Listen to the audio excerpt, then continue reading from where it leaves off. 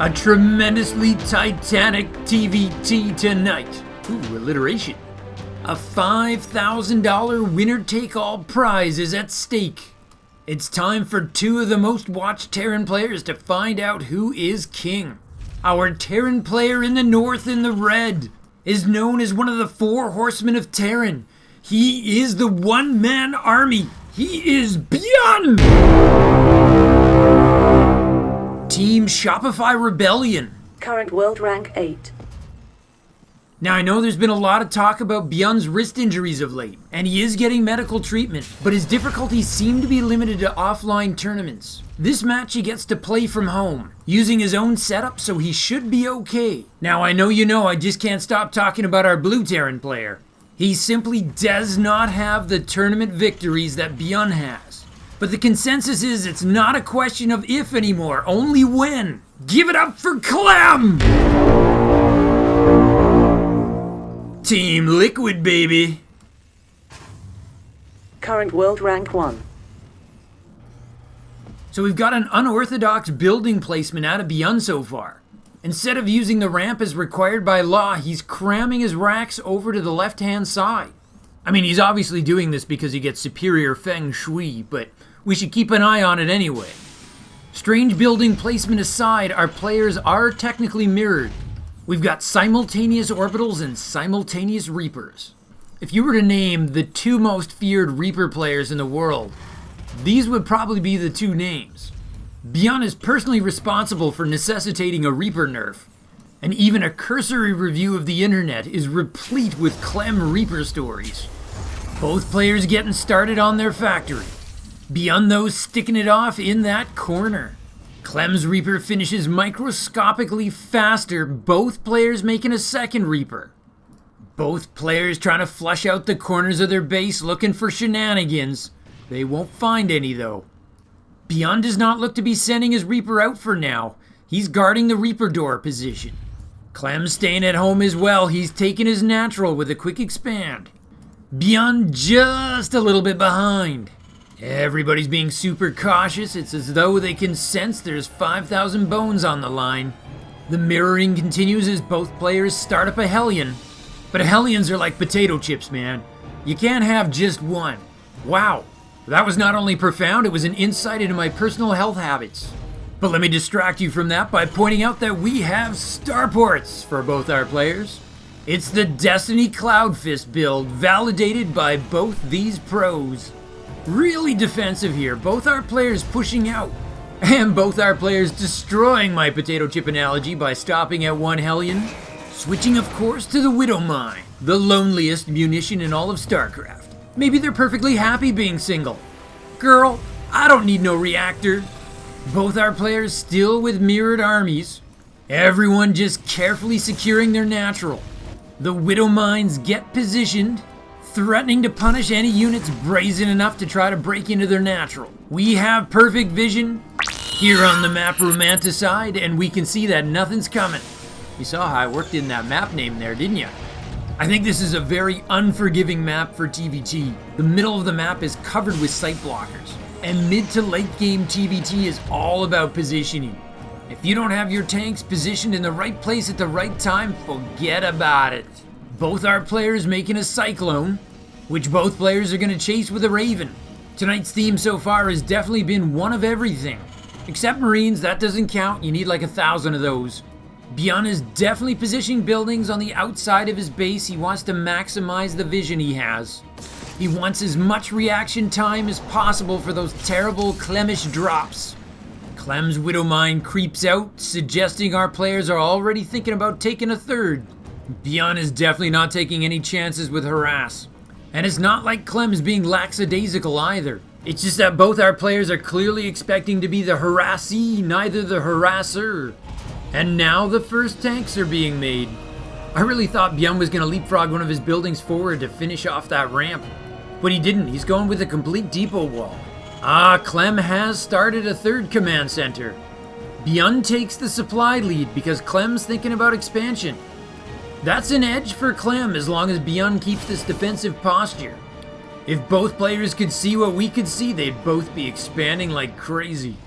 Hey, if you ever watch robotics videos on YouTube, Check out Boston Dynamics. They've got a few dudes that really do look like they walk like widow mines. Okay, Byun clearly heard me. He's gonna try to push out. Just 2 Reapers and a Hellion. Mostly this is about scouting. And I guess he's gonna learn Clem's widow mine positioning. Clem doesn't have an armory, so the Reapers are gonna be able to get revenge. Without that armory, the widow mine stays visible in cooldown. Both players trade out 100 resources. Though Byun's loss is pure minerals, so in theory, he takes the advantage off of that exchange. And the Reapers attempt to escape. Oh, the Marine was surfing on his phone. He didn't see them. That's the problem with Romanticide. The Wi-Fi is too good. However, Clem does have a posse to hunt those Reapers down. The Cyclone gets a kill, and Clem takes the lead on resources lost. And by that I mean he's lost least. It's such a confusing stat sometimes. Regardless, it's really just a drop in the bucket for both players at this point. They're working towards building mid-game armies, adding to that tank count and starting up stim. Clem's going for double eBays. Byun prioritizing a couple more Raxes instead. Once again, long term, that's advantage Clem, assuming combat doesn't break out imminently though. Byun's Reaper faces down a Marine, and Clem's Reaper is going to meet a Widow Mine. Oh, the timing on that was so close. Clem knows Byun's Reaper's out there. He's gonna try to hunt it down, but it wouldn't be sporting to send his entire army. He's just gonna use 2 Marines. However, Byun is no such gentleman. Look at the surprise he's got for Clem's Marines. There will be no survivors. That's supposed to be Andre the Giant from Princess Bride. I don't know if anybody's gonna get that though. Byun decides his attack position has been revealed, so he's gonna double back. We've reached that part of the game where the players start cutting mules in favor of scans because it's so much more important to know where your opponent's army is. Oh, Byun's got his 3rd down now. He really wanted that. Clem is beating him bad on minerals right now. And it's not something you want to sustain in a mirror match for very long. Clem is going to start the Viking race. In TVT, air superiority is a big deal. If it winds up translating into which player's tanks have superior range and vision, that can be game ending. You're probably getting my general theme for TVT. It's a razor's edge. Everything is game ending. Clem had a breakfast burrito this morning. That's game ending. Byun's got his double eBays going now, and he's not that far behind Clem.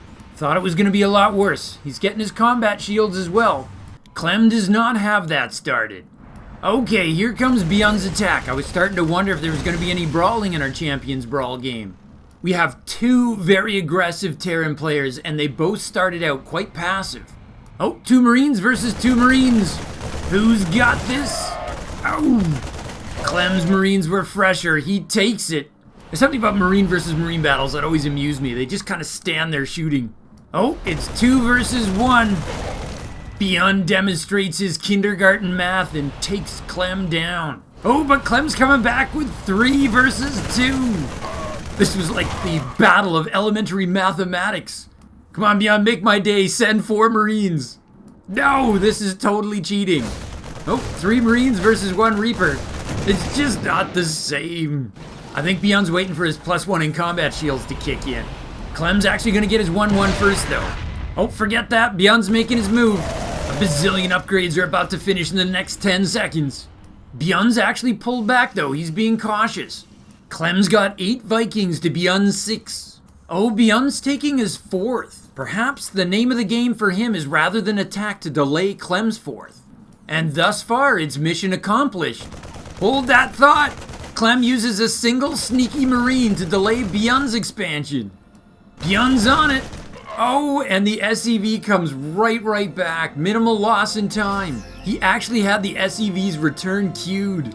Clem is ahead on the Viking War by 2. There is a school of thought that says if you're not going to win the Viking War, it's better not to play, because the cost of losing is very expensive. It's a battle that usually snowballs to the winner. The winner winds up with 6, the loser winds up with 0. But it's also one of those games where you just don't know until you play. And look at this here. Clem is like, you are not going to delay my 4th. I'm going to land it right in the middle of this combat. That is just nerves of steel. And right now our players are dead even on mining. So the 4th base is really going to matter. Clem's Raven uses Interference Matrix to remove Byun's forward tank position. You can't fire, I can, and oh yes, I have superior range and vision. But ever determined, Byun resets his siege tanks in a new position. He's added in a cyclone to make things difficult for the Vikings and Ravens. But if he gets it in too close, the tanks are just gonna obliterate it. Byun's got his 4th base now, but he doesn't have it saturated like Clem. The irony is that Clem's 4th is in the middle of a war zone. Byun's is not. Oh, anti-armor missile on all of Clem's Vikings. Now the Vikings have an armor of 0, so their armor drops to -3, which is just a weird way of saying they take +3 damage with every hit. Byun's tanks working away at Clem's expansion. Clem's turned it into a planetary and his SCVs are repairing like mad. Byun's Marines stim and pick off Clem's Cyclone. He was kind of hiding in the wings there. Clem's SCVs are holding that fortress. It's expensive to keep repairing, but he's doing it. He's gotta find a way to dislodge Byun, and he's got quite the tank line. Clem unsieges. He's gonna go. He pulls the boys to attack. He's sending everything. Byun is gonna get those SCV kills, but he is gonna get cleaned up. 10 SCVs die, breaking the siege. At least I think it's broken. Byun's still hanging around. Meanwhile, Clem has +1 vehicle weapons. That's gonna give him the edge when trading tank fire. Yeah, I don't know how Byun keeps this up unless he wants to lose everything. He can't get at that planetary anymore. Clem's tank line is gonna force him way back from there. Oh, concave advantage for Byun. He just will not go away. Somehow Clem is only down 3 SCVs. Byun's trying to work on Clem's rocks. Clem is not gonna let him have that. But maybe I spoke too soon. Byun is reinforcing with tanks. So yeah, Byun's not doing any economic damage right now, but he's keeping all the pain on Clem's side of the map. That lets him put up his own production grief-free. Oh, but this time it's Clem who has the concave. Whose siege tanks are gonna make the difference? It does look like Byun is gonna be driven back. These are the crazy sightline blockers I was talking about earlier. Both players have to spend scans just to see what's going on. They are both picking up sensor towers, a building that's more prevalent in this matchup than in any other. I mean, you do see them in other matchups, but I think in TVT they become mandatory after 15 minutes. Clem picks up his bio with his medevacs. This has doom drop potential. Oh, Byun's investing in 2 more starports. He wants to win the Viking battle. Or maybe give every Marine its personal medevac, I don't know. So Clem has split his forces. His tanks are pushing forward, but his bio is sneaking around the back. This could be a $5,000 drop. This is gonna hurt. But no, Byun is there with the defense instantaneously. The Vikings follow the medevacs in, and Clem does not get the results he was going for. Byun cleans this up. He's not falling for the old, I'll just drop him 4 feet further back. But meanwhile, Clem's tank force has got a position. He's in range of that planetary. And Byun has to soak a ton of hits just to get his own tank sieged up. Just like that, Byun's supply lead evaporates. A real ping-pong match, you might even say. A Champions Brawl. A brawl that Byun's Marines are not participating in. They're just walking off here. Looks like Byun's looking to counter. That means he's gonna have to hold off Clem on a shoestring budget. These 2 players do not make an observer's life easy. We're talking about not 1 but 2 multitasking gods. I'm gonna need to have to ask them to both tone down their awesomeness so that I don't miss it. This is really precarious for Byun though. Clem is just building a ring around that fortress. And here is Byun's counter plan. He's gonna stim to take out that tank, but Clem has a wave of fresh tanks right off the production line. Byun's plan is not gonna work. He does save his soldiers, but the cost back at his 4th is high. How does he dislodge those tanks now? Possible answer, Byun is building Liberators. And he's got those extra starports that should let him push back Clem's Vikings. The Liberators are out. He needs to fly them over. Byun's lost 12 SCVs trying to save his fortress, and he's not mining there anymore. Clem's definitely got the income lead, though Byun's not gonna let Clem increase it by getting a 5th. Byun just got a ton done with just a tiny handful of Marines. Where are those Liberators? Is he gonna use them to harass instead? I thought for sure that was his anti-tank plan. Here they come. Memo to tank. You can't shoot up, we can shoot down. Memo to Liberator. My stim Marines can shoot up. Byun loses both his Liberators. He does kill Byun's 5th before it can turn into a planetary. Somehow Clem managed to get his money back with a cancel on the planetary. That's pretty crazy, but Byun's 4th is in so much trouble. Oh, Byun's gonna make his move. He's pulled some SCVs to trigger that tank fire. Unbelievable. Clem's perfect tank line is going to get dislodged. And Byun recaptures the supply lead with the bigger army. It's now actually Clem that's ahead on workers. Clem's about to get 3-3-1 upgrades to Byun's 2-3. If we get a really big marine fight, that could be decisive. So could the fact that Clem's making 2 more command centers at home. Our players are very close on mining right now, but Clem has the potential to run away with it. Oh yeah, the income game is very close. It just kind of turns on who has the freshest mule at the moment you check. Both our players are very close to maxing out. For all intents and purposes, they are pretty much tied. In other matchups, you always have to be a little bit suspicious of supply differential. There's kind of a racial bias, if you will. But not in a mirror match. Oh! The Marines are going at it. Clem does have that upgrade advantage. Byun will have to compensate with better positioning. But it looks like it's going to be Clem who gets the concave, and a huge one. Clem used the rocks that Byun broke down, and he rolled over Byun's army. And just like that, his big advantage Clem. Can he push it to victory? He's rushing for Byun's all-important planetary, that 4th base. The mains and natural are pretty much mined out at this point. Losing your 3rd or 4th can be game-ending. Speaking of the devil, Byun's got a counterattack. But Clem has tanks in position. He's going to clean this up. With landed Vikings, no less. That's very stylish. Byun is forced right back to his mineral line. Clem's maxed out. He's going to try to get his siege tanks to encircle that planetary once again. Byun barely broke that position the last time, and he was equal on supply. We cannot like Byun's position now. He's going to need some of that heroism that he's famous for. The planetary's down to half, and the Vikings are camped right on top of it. Byun's only got 2 Vikings left. He's going to try to Raven his way out of this. It looks like interference matrix. That's going to let him slip out his Marines, but Byun's reacting with his own Marines. Meanwhile, Clem has taken his 5th and 6th base. Our Team Liquid player is running away with this game. I think he's smelling the $5,000 prize. Fortress falls. Byun GG's. Clem is the winner of Champions Brawl.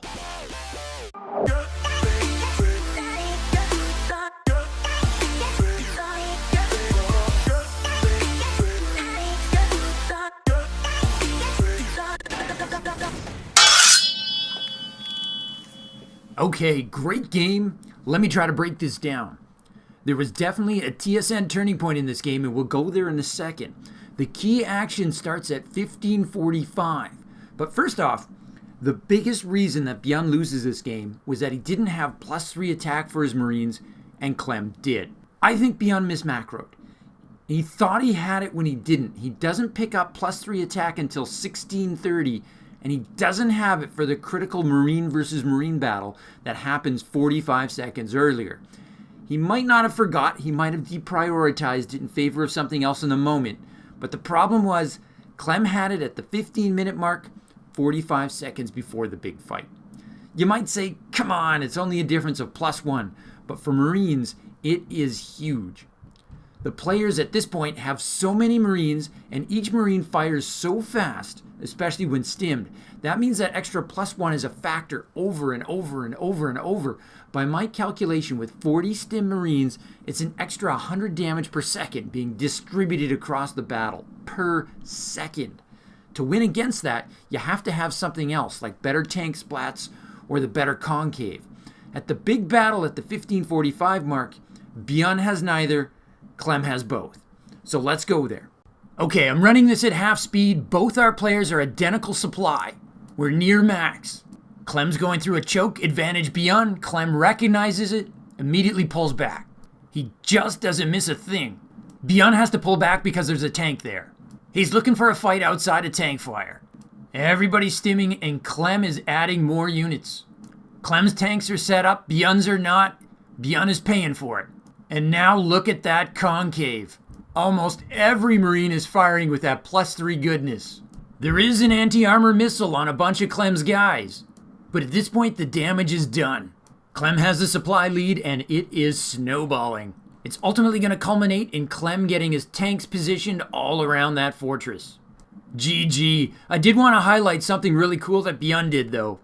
Most players would not be quick enough to get their SCV away. Byun doesn't just halt his SCV building. He pulls it off and sends it back in the exact same queue. So little time was lost. Anyways, I want to thank you guys for all the comments you've been leaving. I'm starting to recognize and remember more and more names, and some of you guys are like getting a little choked up here, but some of you guys are like my buds now. I'm going to try not to get too attached, but don't go anywhere because I'll miss you guys. Anywho, from my base to yours, Zugzwang out. To continue your StarCraft journey, Nova advises you to click the video in the upper rectangle.